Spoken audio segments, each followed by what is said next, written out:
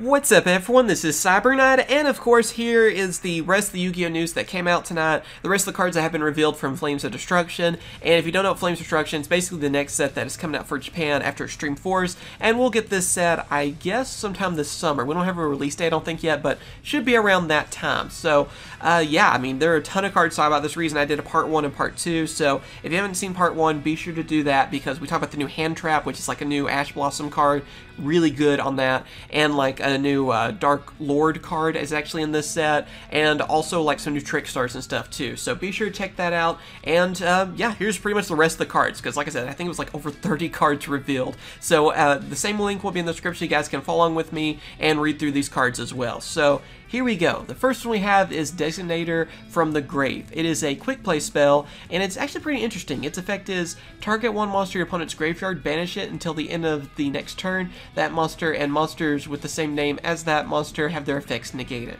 So pretty interesting card, because first off, it's a quick play spell, and it's actually a pretty good effect on just being able to banish a monster from your opponent's graveyard. I mean, think about what you can do with that. They're about to revive a monster, something you know that they need that one in their graveyard.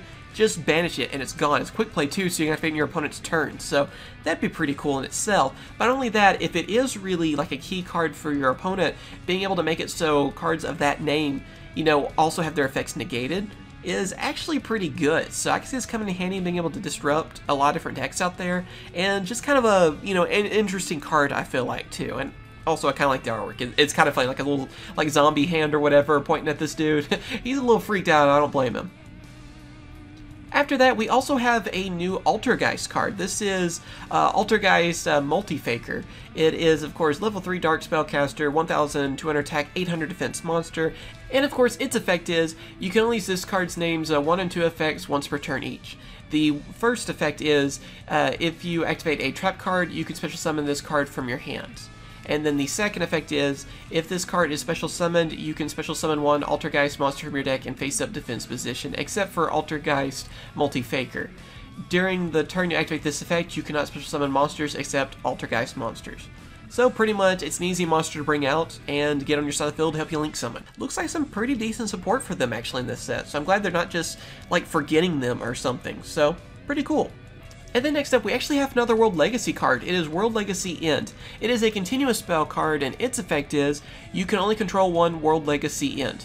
Once per turn, if a face-up link monster you control leaves the field by opponent's card effect or being destroyed in battle, you can special summon one World Legacy monster from your hand or deck in defense position. That's actually pretty cool when you think about it. I mean, I was kind of wondering when we would see more World Legacy support in the future. I still feel like we're going to see probably more of the armor pieces and stuff too.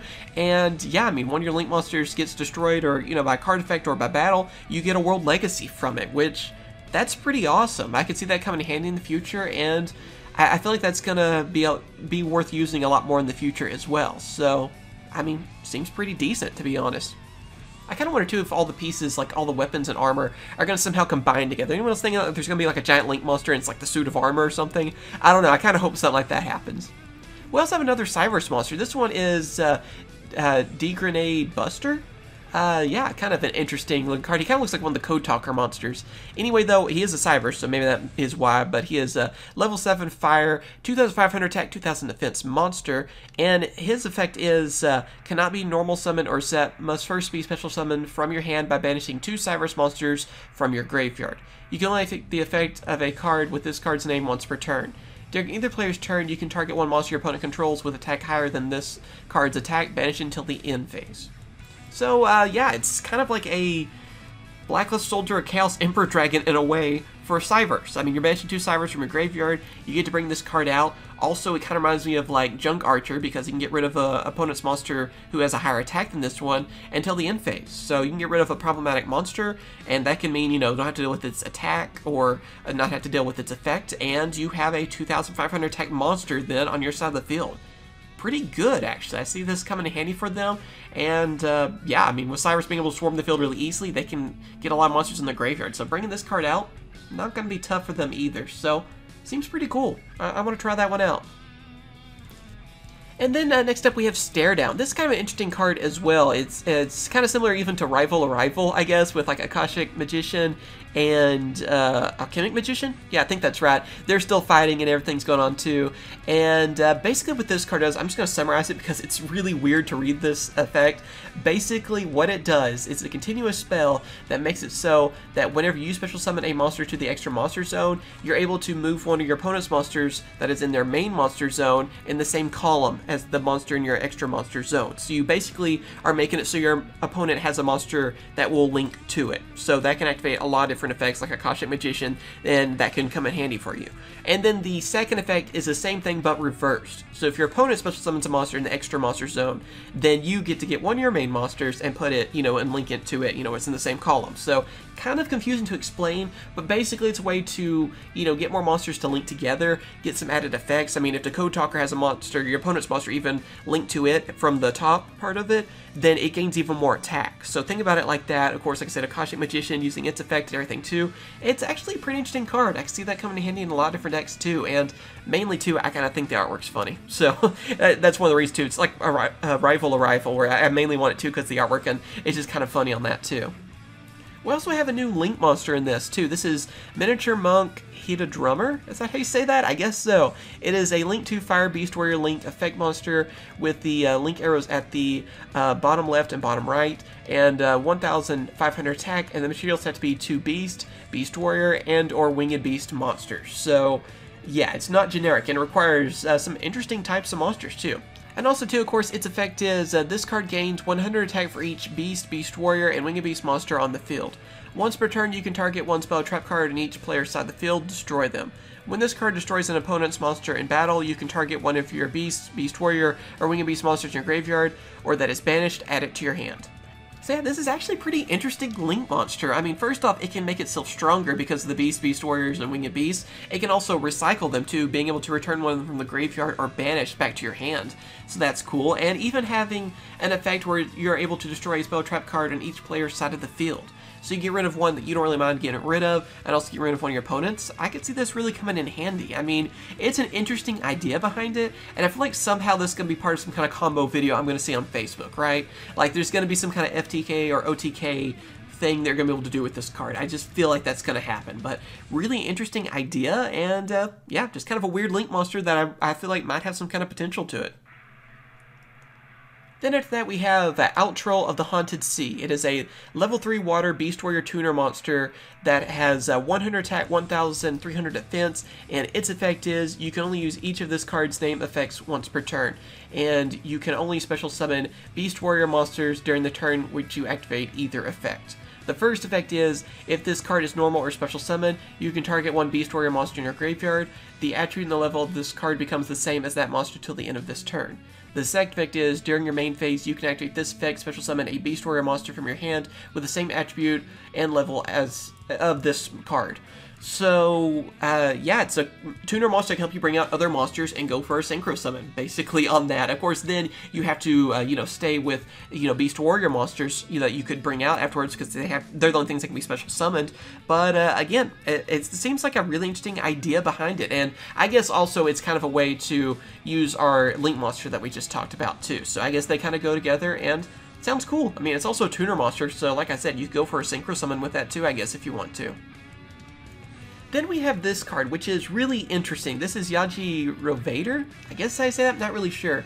It's a level 5 dark insect monster, 2,200 attack and 0 defense, but what's really interesting is this effect. I feel like I have to read off the full effect too of this once you understand what it does, because it's pretty interesting. Anyway, let's see, its effect is, if this card is normal or special summoned in a monster zone other than the middle one, destroy it.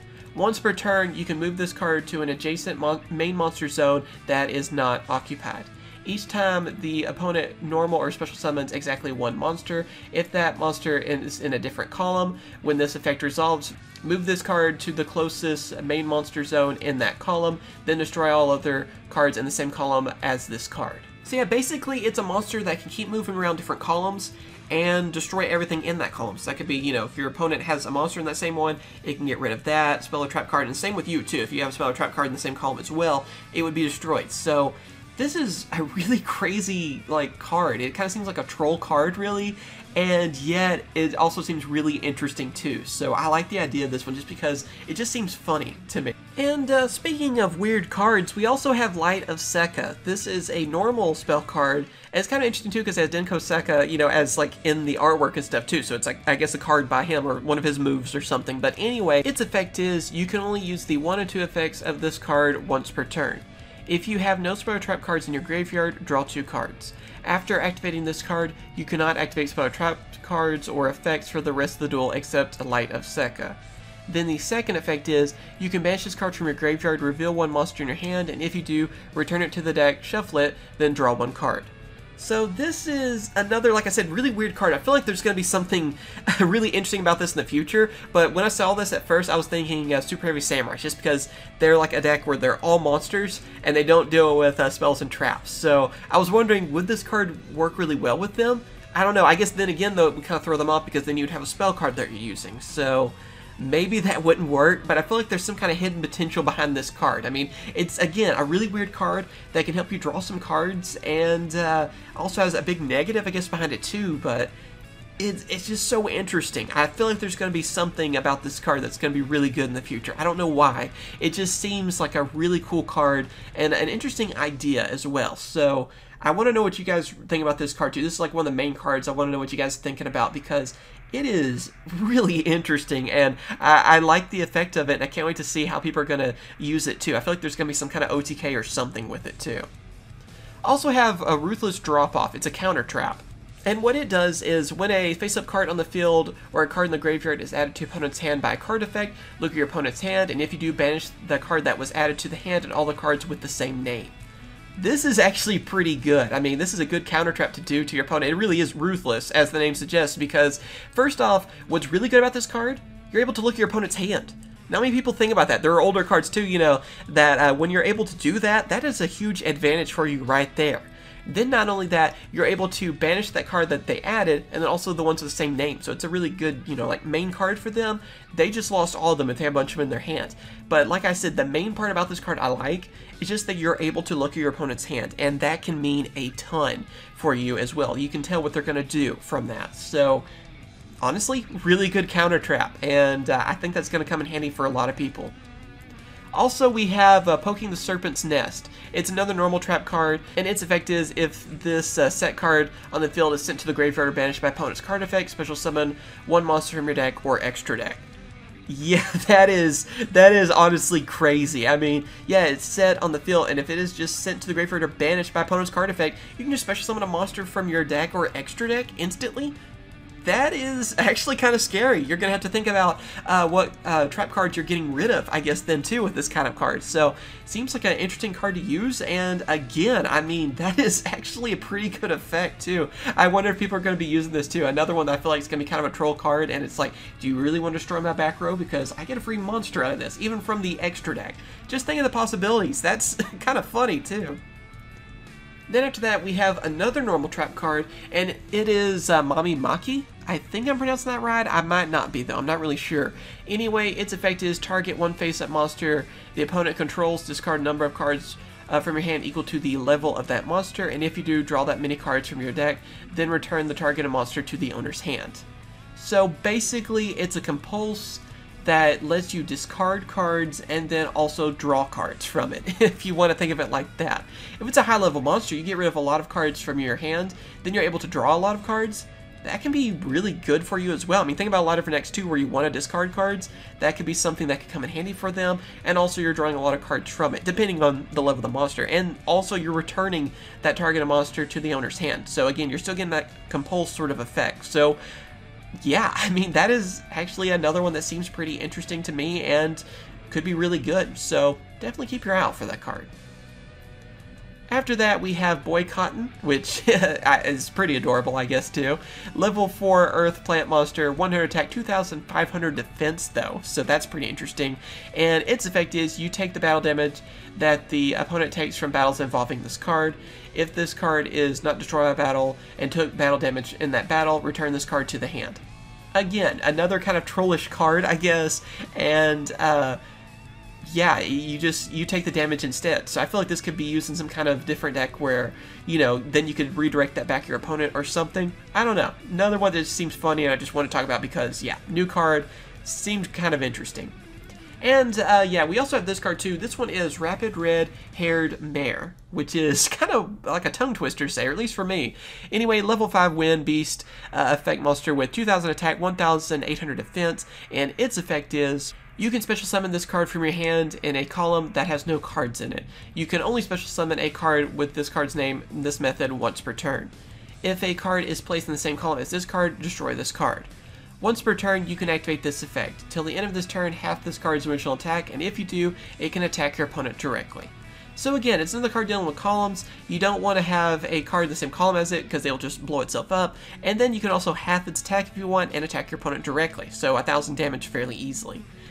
Basically, what sounds cool about it is that it could be an easy monster to bring out on your side of the field, which then can be used for, you know, anything. It can be used for an XC summon, link summoning, synchro, whatever you want to do from that. So I can see it coming handy for that. It can also do a little bit of burn damage if you want from it. I mean, that direct attack that it can do can be good, but again, if there's a card in the same column, it's destroyed. So that means, you know, it could be one of your spell or trap cards you place, or, you know, your opponent could place a card in the same column and get rid of it too. So yeah, I could just see it mainly come in handy just as an easy monster to bring out to go for a link summon. Honestly, other than that, not much else to say. But again, weird idea, interesting idea too.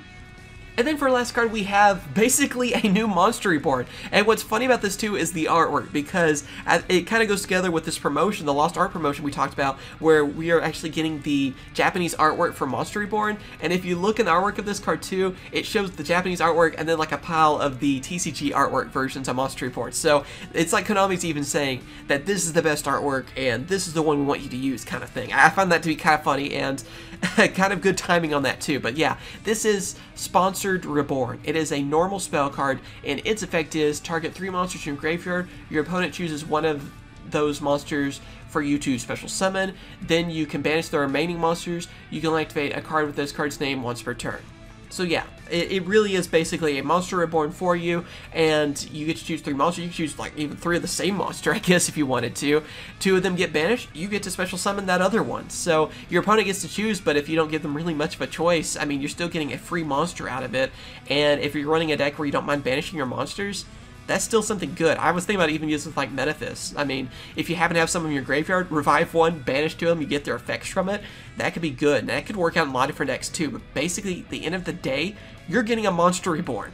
And this is one you can run at 3. So just think about that. Even if Monster Reborn does come back first on the ban list, this is still one you can run at 3 that can pretty much do the same job for you. So it is really cool to see a card like this, and also kind of scary too. Yeah, what do you guys think about all these cards? Like I said, there are a ton of cards to talk about. That's the reason too I split up these videos, just because just so many cards that have been revealed. Of course, like I said, it's everything else from Flames of Destruction. So let me know what you guys think about all these cards too, whether it be from part 1 or part 2 in this video, and which ones you're most excited about. Everything will be in the description. You want to check out for yourself. Like this video if you enjoyed it.